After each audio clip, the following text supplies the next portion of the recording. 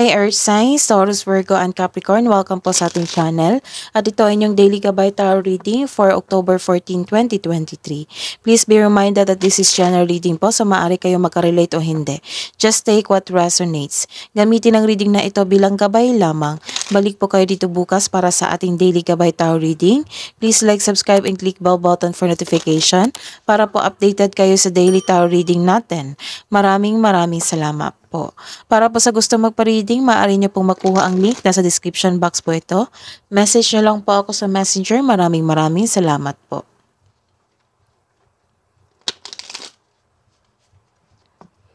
Spirit guys, ano po ang ganap today para po kay Taurus, Virgo, and Capricorn ngayong October 14, 2023?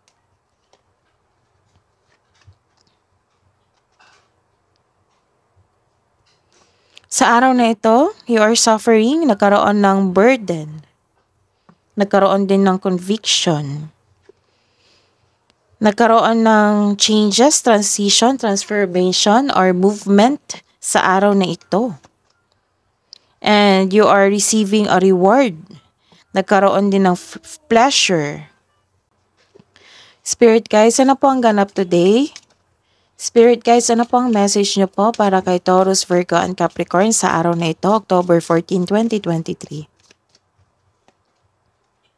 True love, the romantic stirrings in your heart have propelled the universe to deliver great love to you. Sa mga another po, your household situation is improving, either through a move or a healthy change in the occupants.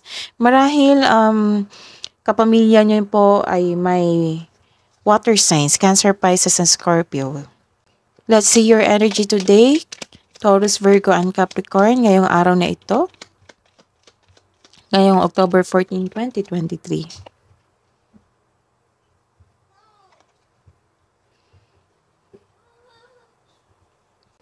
This is hope, and this is also healing.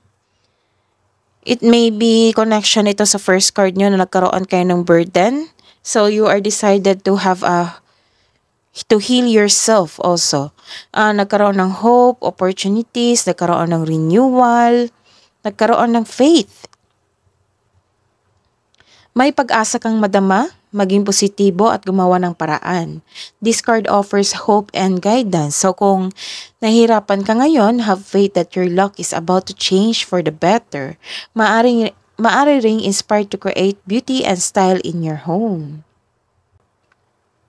So this card tells you na all your dreams are coming true. Kaya pala may big transformation dito and changes sa araw na ito. This is a reverse card. Naging impatience kayo sa inyong inaantay na pera, tao, o kontrata. Naging patient ka sa isang sitwasyon o bagay. Nagdesisyon ka ng hindi mo masyadong pinag-isipan kung karapat-dapat ba ito. Marahil nagkakaroon ng delay sa inaantay mo. The universe is trying to show you something. Baka may na-miss kang opportunity. The wisdom message is use your times wisely. Spirit guys, ano po ang career and money? Message niyo po para kay Taurus, Virgo, and Capricorn ngayong October 14, 2023.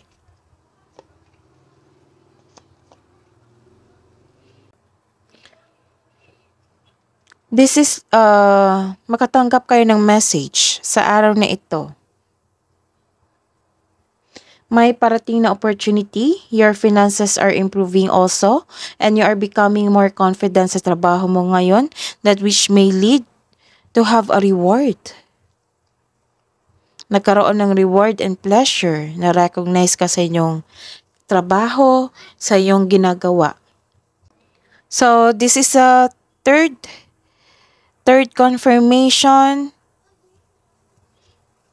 I meant 1, 2, 3. So, this is the third confirmation na may parating na opportunity. May parating na masaganang panimula sa workplace mo ngayon o sa negosyo. Mag-ingat ka sa mga plano mo para magtagumpay ito. Ilan din dito na dinidevelop nila ang bagong hobby nila o skills na makadagdag ng income. Tutok ka ngayon sa inyong trabaho. You are putting effort without rushing. Let's see your love and romance, self-love, partnership, and romance sa araw na ito, October 14, 2023, para po kay Taurus, Virgo, and Capricorn, Spirit Guides.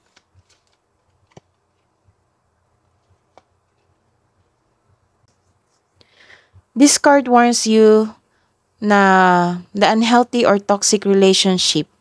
Oo, may unhealthy or toxic relationships dito. Maaring naging lust over love o nagkaroon ka ng controlling partner.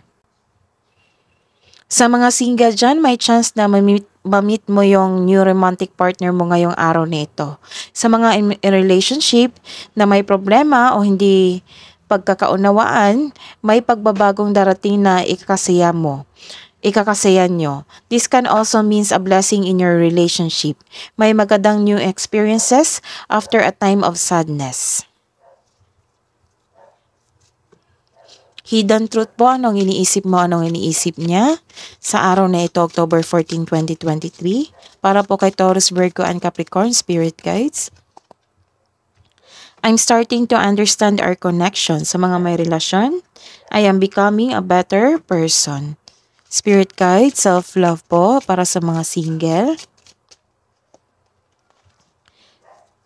Keep moving forward, you got this. Spirit Guides, message nyo po para sa mga couple natin na Earth signs, Taurus, Virgo, and Capricorn ngayong October 14, 2023. Honor your loved one and you will notice your relationship becoming stronger. Spirit Guides, kabo ang message nyo po para kay Taurus, Virgo, and Capricorn ngayong October 14, 2023. A time for healing. So, this is a second card na nagkaroon ng confirmation dito. Clarification na today is a time for healing. Nagkaroon ng hope din. Spirit Guides, Archangels, Guardian Angels, message po para kay Taurus, Virgo, and Capricorn ngayong October 14, 2023. Message from Archangel Metatron. Call upon me to clear and open your chakras using sacred geometric shapes. That is your reading today, Earth Signs. Balik po kayo dito bukas.